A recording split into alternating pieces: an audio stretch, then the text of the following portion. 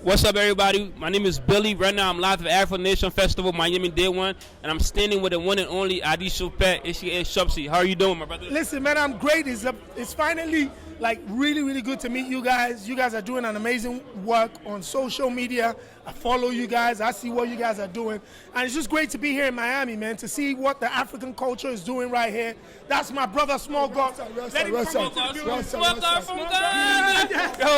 Yo, what's up? What's up? How are you? Bro, I'm excited. I'm super excited when I see my people come together and we change the world. What we're doing, we're changing the world. Yes, we're not taking over, we're changing the world. So what we're doing, I love it. That's what we're here for. The brothers come together, we unite and say, oh, it's us against the world. So there we are. Yo, there we are. A quick question, right? Tiwa Savage, Who's Your God remix. How do you feel about that? Bro, that's family. We support each other. That's part of pushing me, and I'll push her too. This brother has stood for so many people in Ghana and outside of Ghana that it's always important when we see, how you doing, boss? When we see people like Tiwa Savage, Wizkid, and everybody give him a shout out, it's not just they're just giving him a shout out for shout out's sake. This is a brother that stands next to them at times when other people don't. And for Tiwa Savage to do that is almost just putting it on wax, so it is immortalized. That when people hear it in 20 years' time, they know that Small God is our guy. Okay. One last question, if you don't mind. So I'm Liberian, and I from Oro. You from Oro? Yeah. You're from Oro. Yeah, Oro, Liberia. Oro, yeah. And I saw that you have an unreleased song with a Liberian artist named Stunner. Yeah, Stunner's my nigga, man. When is that coming Yo, out? don't worry about it. Don't worry about it, sweetheart. Don't worry about it. I can lay out. I can lay out, but you hear it soon. Very soon you're gonna hear it. You know what I'm saying? I like to bring everybody together. So bringing Stunner on is important for the culture. For sure. People need to know Liberia to have some superstars there, So bringing them on with the other West African ones was so important to me, you know what I'm saying? So yeah, we're coming out. We're coming out. You did a song with Darko from the UK and Katie. I really like that song. Yeah. And keep doing what you're doing, bro, it means a lot to the culture. I'll tell you that. Thank you, bless. I appreciate you. Amazing legend. Yo, my brother. Amazing legend.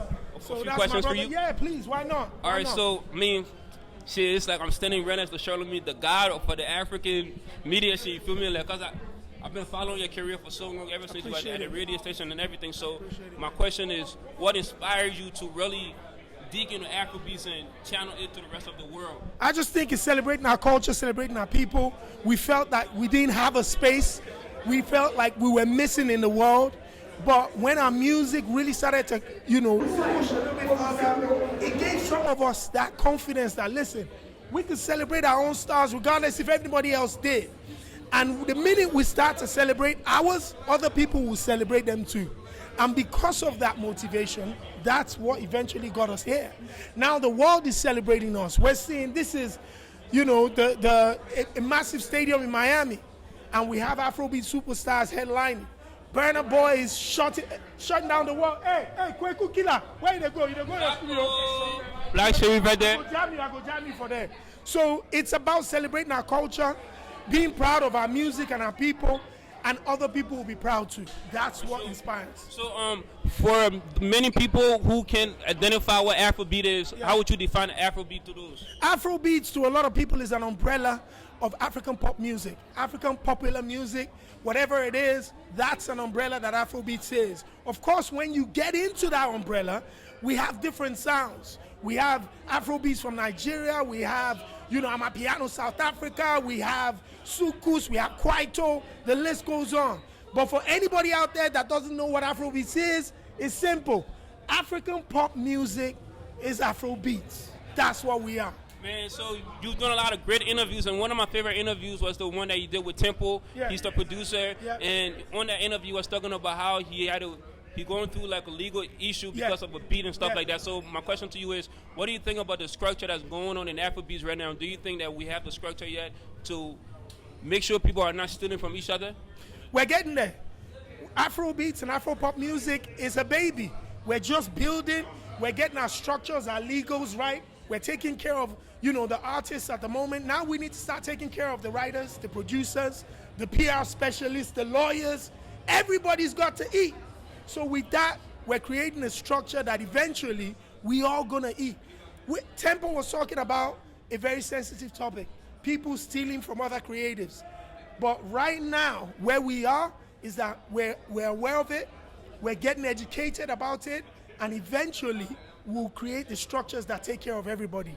But I think we're in a fine space, and we can only get better. For sure. All right, 2 more questions. Yeah. What do you think Afrobeats going to be in the next 50 years? Because hip-hop is turning 50. I think it was this year. This year. What do you think Afrobeats going to be in the next 50 years? 15 years ago, they asked me what I thought Afrobeats was going to be. I said we were going to dominate the charts. Fast forward to 2023, we've had CK, we had Rema, we've had Whiskey, Davido, Burna Boy, the list goes on. In 50 years' time, I think Afrobeats and Afropop music will be where hip-hop is right now, which is a global phenom that the world celebrates. Rema just came from India. He's the first African artist to tour 3 different cities in India. Unprecedented. Burna Boy is doing stadiums in Europe and around the world. So in 20, 50 years' time, Afrobeats artists will be doing these stadiums without us being surprised. It's going to be normal. And you also have your own drink company, Energy God. Talk to the people about that and where they can get it from. Listen, man, Energy God, go to energygod.com. It is my energy drink. A lot of people ask me where I get my energy from. To be honest with you, it's from the Divine Almighty.